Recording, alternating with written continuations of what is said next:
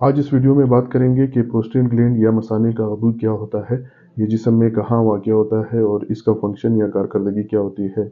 और वीडियो के लास्ट में हम लोग डिस्कस करेंगे कि प्रोस्टेट ग्लैंड की कौन-कौन सी बीमारियां हैं और इनका मुख्तसरन सा ट्रीटमेंट भी बयान करेंगे।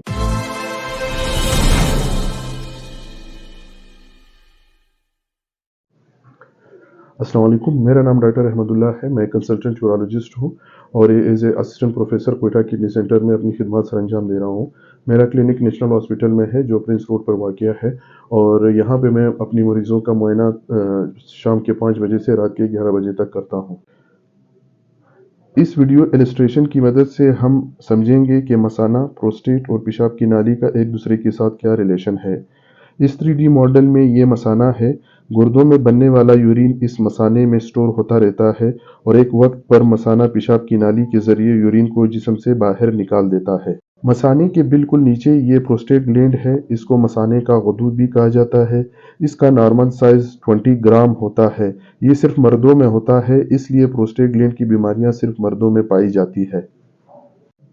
ये प्रोस्टेट ग्लैंड से निकलती हुई इस पेशाब की नाली को यूरेथ्रा कहते हैं। इस नाली के जरिए मसाने को पेशाब से खाली किया जाता है। पेशाब की नाली या यूरेथ्रा मर्दों में 20 सेंटीमीटर तक होती है। यह मसाने से ओरिजिनेट होती है। प्रोस्टेट ग्लैंड में से गुजरते हुए नफ्स के जरिए जिस्म से बाहर आती है। ये एक और 3D वीडियो इलस्ट्रेशन है जिसमें मसाने की नाली या पेशाब की नाली और प्रोस्टेट ग्लैंड का क्रॉस सेक्शन लिया गया है ताकि हम इनके रिलेशन को और बेहतर समझ सकें। पेशाब की नाली मसाने से जैसे ही ओरिजिनेट होती है, इसका 3 से 4 सेंटीमीटर प्रोस्टेट ग्लैंड के अंदर से गुजरती है। प्रोस्टेट ग्लैंड इसको हर तरफ से सराउंड करती है। पेशाब की नाली के इस हिस्से को प्रोस्टेटिक यूरेथ्रा कहा जाता है। जब प्रोस्टेट ग्लैंड नॉर्मल होता है तब पेशाब की नाली पर कोई प्रेशर नहीं होता और पेशाब में किसी किस्म की रुकावट नहीं होती। जब भी प्रोस्टेट ग्लैंड किसी बीमारी की वजह से साइज में बढ़ता है, ये पेशाब की नाली को कंप्रेस करता है जिसकी वजह से पेशाब करने में रुकावट पैदा होती है। अब इस सेक्शन में बात करते हैं कि प्रोस्टेट ग्लैंड या मसाने का गदूद का जिस्म में क्या फंक्शन है या इसकी क्या कारकर्दगी है। प्रोस्टेट एक लिक्विड बनाता है जिसको प्रोस्टेटिक फ्लूइड कहते हैं। प्रोस्टेटिक फ्लूइड सीमन या मनी का 20 से 30% बनाता है। इस प्रोस्टेटिक फ्लूइड में मुख्तलिफ किस्म के न्यूट्रिएंट्स और एंजाइम्स होते हैं जो कि मेल स्पर्म की नशोनुमा के लिए ज़रूरी होते हैं। वीडियो के इस सेक्शन में हम बात करेंगे कि जब प्रोस्टेट बढ़ता है तो क्या क्या साइन एंड सिम्टम्स ज़ाहिर होते हैं। सबसे पहले पेशाब का बार बार आना यानी इंक्रीज फ्रीक्वेंसी। आमतौर पर पेशेंट नॉर्मल जो अवॉइड करता है वो 4 से 5 टाइम्स पर डे करता है, लेकिन जब भी प्रोस्टेट ग्लैंड बढ़ता है तो पेशेंट की फ्रीक्वेंसी बढ़ जाती है। वो हर 1 घंटे या 2 घंटे के अंदर जो है वो एक दफ़ा पेशाब करने के लिए जाता है। इनलार्ज प्रोस्टेट की तीसरी अलामत अर्जेंसी है। मरीज को जब पेशाब आता है तो मरीज को अवॉइड करने के लिए भागना पड़ता है और पेशेंट यूरिन को होल्ड नहीं कर पाता और बाज़ औक़ात ये यूरिन कपड़ों में ही निकल जाता है। इसका दूसरा सिम्टम्स है नोक्चूरिया। नोक्चूरिया जो है इसका मतलब ये है कि पेशेंट रात को बार बार पेशाब के लिए उठता है। ये सबसे ज़्यादा डिस्टर्बिंग सिम्टम्स है क्योंकि मरीज रात को कई दफ़ा नींद से उठता है और उसकी नींद पूरी नहीं होती। इसकी वजह से इसके डेली लाइफ जो है वो डिस्टर्ब है।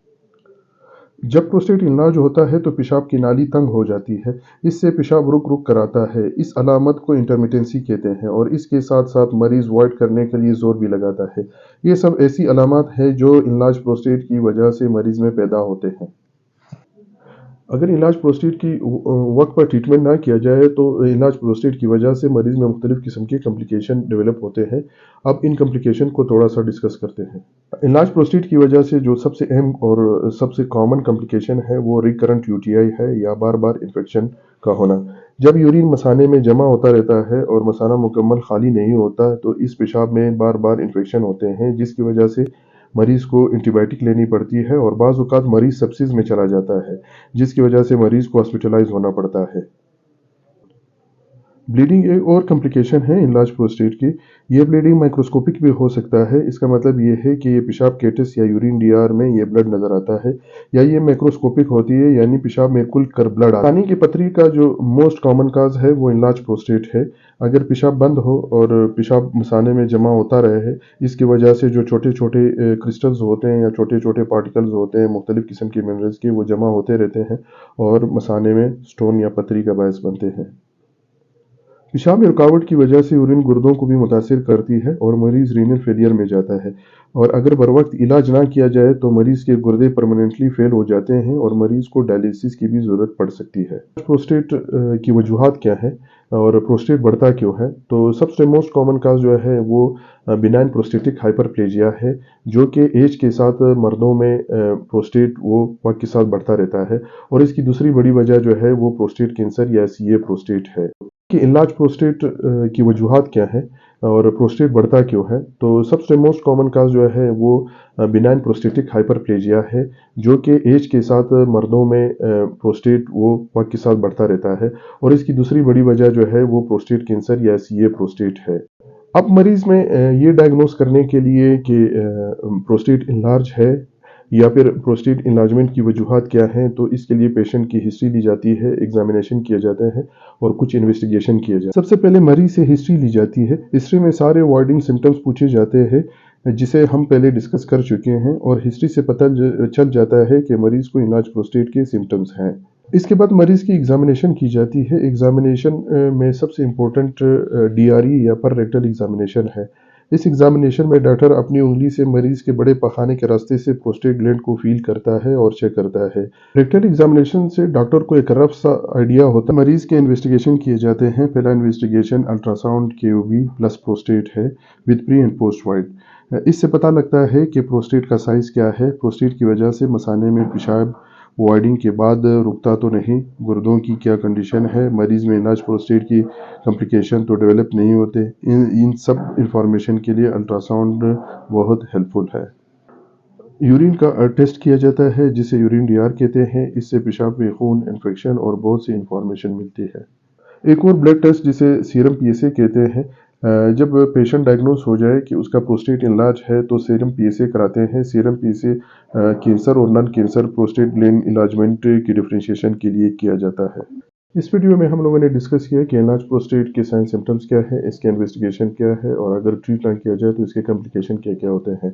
नेक्स्ट वीडियो में हम लोग तफसील से डिस्कस करेंगे कि बिनाइन प्रोस्टेटिक हाइपरप्लेजिया या जो normal non cancerous enlargement of prostate gland है उसकी ट्रीटमेंट क्या है और उसको किस तरह से ट्रीट किया जाता है। इस वीडियो में इतना ही। अगली वीडियो के लिए इंतज़ार करें और अपना ख्याल रखें। अल्लाह हाफिज़।